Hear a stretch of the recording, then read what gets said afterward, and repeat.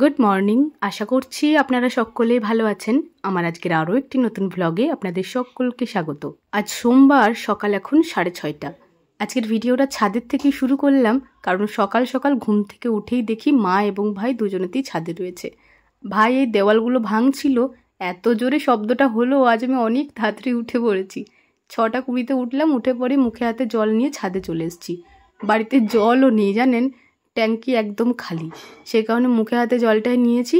ভাবলাম ছাদে গিয়ে একটুখানি বসি, টাইম কলে জল এলে তারপর ব্রাশ করব।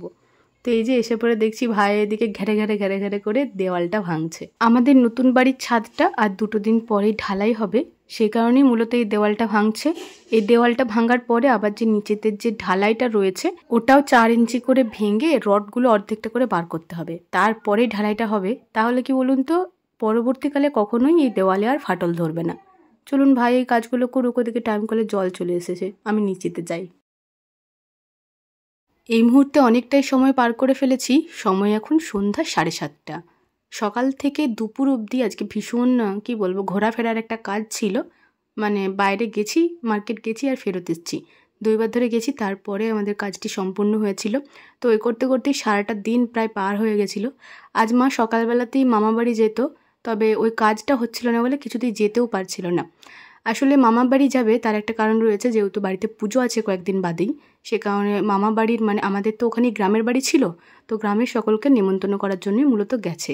তো মা সে কারণে বিকালবেলাতে হলেও বললাম ঠিক আছে তাহলে তুমি চলে যাও, আর আমি রাত্রের খাবার টাবার বানিয়ে নেবো, সকালে তো চলে আসবে।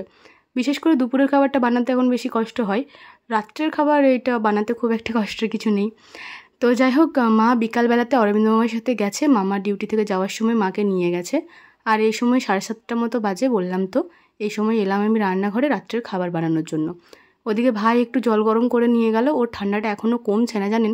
যাই হোক, এদিকে দেখুন এই নতুন কাঁচিটা কেনা হয়েছে রান্নাঘরের লঙ্কা কাটার জন্য। বেশ ভালো কিন্তু বলুন, কারণ এই ঝাল লঙ্কাগুলো হাতে করে ছিঁড়লেও যেন হাতে ঝাল লেগে যায়, এরকম কাঁচি করে কাটলে বেশ ভালো।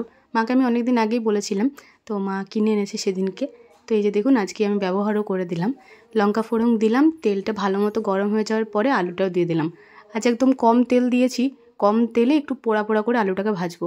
বেশি তেল দিয়ে দিলে সেরকম খোড়া খোড়া হয় না এই মোটা আলুটা আর কি। তো ভাবলাম তাহলে কম তেলেই ভাজি, মা বলেছিল একবার যে কম তেলে ভাজবি। তো এদিকে দেখুন আমি লঙ্কা ফোড়ন দিয়ে আলুটাকে ভালো মতো মাখিয়ে গ্যাসের ফ্লেমটা হাই করিয়ে রেখেছি। আলু ভাজাটা হোক, ততক্ষণকে আমি আটাটা আরেকটু মতো মেখে নিই।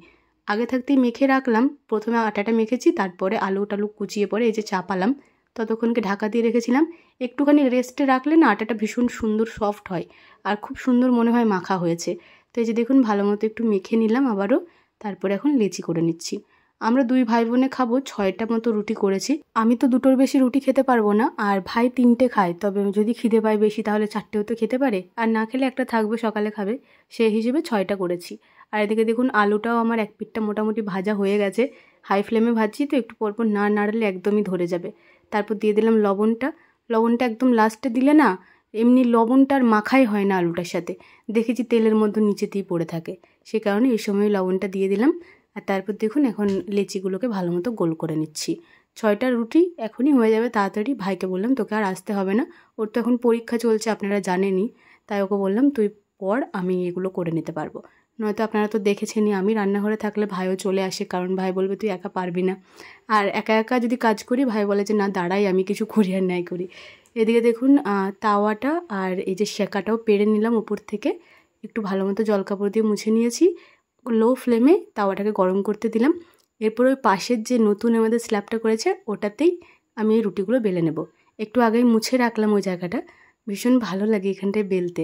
মা সেদিনই এভাবেই বেলছিল, তো আমিও আর চাকতিটা বের করলাম না, বেলুনটা শুধু বের করেছি আর এই তাকটাতেই ভালো মতো বেলে নিলাম। এই তাকটা করার পরে একটা জিনিস ভালো হয়েছে জানেন, রান্নাঘরের আশেপাশে যে জিনিসপত্রগুলো নামানো থাকতো ওগুলো আর নামানো নেই, এই তাকের মধ্যেই সমস্তটা রয়েছে। আর এতে করে কিন্তু আশেপাশটা বেশ ফাঁকা ফাঁকা লাগছে।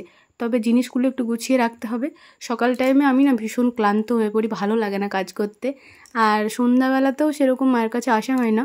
তো যেদিন আজকে যেমন মা নেই বলে আমি এলাম রান্নাঘরে, তবে আজকে তো আর এত সব করা যাবে না, যেহেতু খাবার টাবার বানাবো, তো খাবার বানাই আমার হয়রানির শেষ নেই। তো যাই হোক আজকে আর কিছু করবো না, তবে একদিন গুছিয়ে নেব পুজোর আগে। এই যে রুটি আরও একটা বেলে নিলাম, আর এভাবে একবারেতে রুটি বেলাটা আমি যে কীভাবে শিখলাম আমি নিজেও জানি না। ছোটোবেলায় আপনাদেরকে তো বলেছি, ছোটোবেলায় তো আমি রুটিই বেলতে পারতাম না। তো মাকে শুধু দেখতাম মা কীভাবে ঘোরাচ্ছে কী জানি বাবা রুটিটা। তো এখন মায়ের মতনই করতে পারি, বেশ ভালো লাগে এটা দেখে। ওইদিকে রুটিগুলো সেঁকতে দিয়েছি, একদম লো ফ্লেমে শেকা হচ্ছে। আমাদের তাওয়াটা না ভীষণ পাতলা হয়ে গেছে, সে কারণে লো ফ্লেমেই সেঁকছি। আর এদিকে হলুদ দিয়ে দিলাম আলু ভাজাটাতে। তো আলু ভাজাটা আর একটু নাড়াচাড়া করে নিলাম, আর একটু ভালো মতো হোক খোড়া খোড়া, তারপর নামাবো। আজ পুরো দুপুরবেলাটা ঘোরাঘুরি করেই কেটেছি আপনাদের বললাম। এতে করে রান্নাঘরটাও না পরিষ্কার করা হয়নি।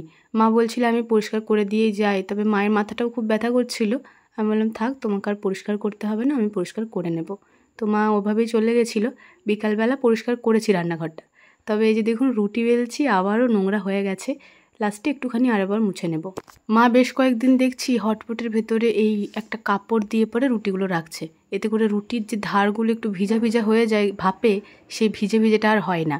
তো এদিকে আমি দেখলাম হটপটটার ভেতরেই কাপড়টা ছিল আর কাপড়টা ধুয়েই রেখেছে। তো বেশ ভালো হয়েছে। আমিও আজকে কাপড়টা ভালো মতো বিছিয়ে দিয়েছি। আজ আমিও রুটিগুলো সেকার পরে এই কাপড়ে করেই রেখে দেবো। এতে করে রুটির ধারগুলো ভিজবে না, আপনাদের বললাম। তো যাই হোক, এদিকে আমার আলু ভাজা হয়ে গেছে, আলু ভাজাটা নামিয়ে নিয়েছি।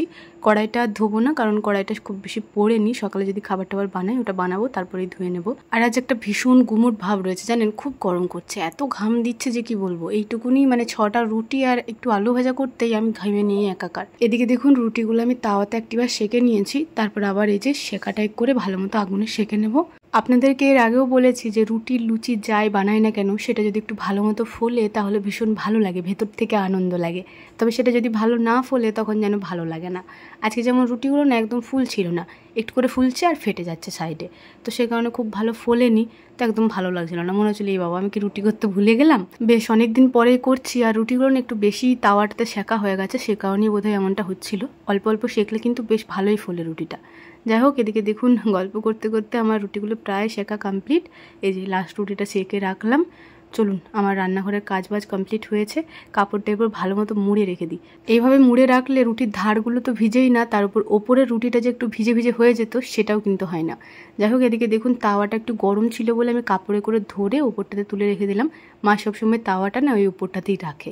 আর এদিকে ভাবলাম যে আটাটা তো ভালোই রয়েছে, তাহলে প্লেটটাতে নিয়ে নিই। তবে দেখছি না, আটাটার মধ্যে পিঁপড়ে লেগে গেছে এর মধ্যেই। সে কারণে আর প্লেটে করে ঢাললাম না। প্লেটের যেটুকু ময়দা ছিল সেটুকু আমি হাঁড়িতে রেখে দিয়েছি, আর বাকি এই জায়গাটা একটু ভালো মতো এখন মুছে নিচ্ছি। আর এই যে আটার বাটিটা যেটাতে করে আটাটা মাখিয়েছিলাম, সেই বাটিটা ধোও না, ওটা উপর করে রেখে দিলাম। আর তারপর চারিপাশটা একটু ভালো মতো মুছে নিয়েছি। গ্যাসের ওপরেও অনেক রুটির গুঁড়ো পড়ে গেছিলো, তো সেগুলো একটু ভালো মতো ঝেড়ে নিচ্ছি। ওভেনের প্লেটগুলো খুলে খুলে আর সেরকম ভালো মতো মুছবো না, কারণ বিকালবেলাতেই একদম ডিপভাবে ক্লিন করেছি। তো ওপরের যে একটু করে আটার গুঁড়োগুলো পড়েছিল সেগুলোই ভালো মতো ধুয়ে নিলাম।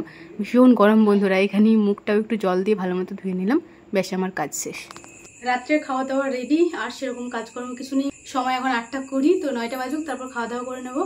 চলুন আজকের ভিডিওটা এখানেই শেষ করছি। ভিডিওটি কেমন লাগলো অবশ্যই কমেন্টে জানাবেন। ভালো লাগলে একটি লাইক করে দেবেন এবং সাবস্ক্রাইব করে আমার ছোট্ট চ্যানেলটির পাশে থাকবেন। সবাই ভালো থাকবেন, সুস্থ থাকবেন, সাবধানে থাকবেন। দেখা হবে খুব শীঘ্রই পরের কোনো একটি ব্লগে। আজকের মতো টাটা, আর সকলকে শুভরাত্রি।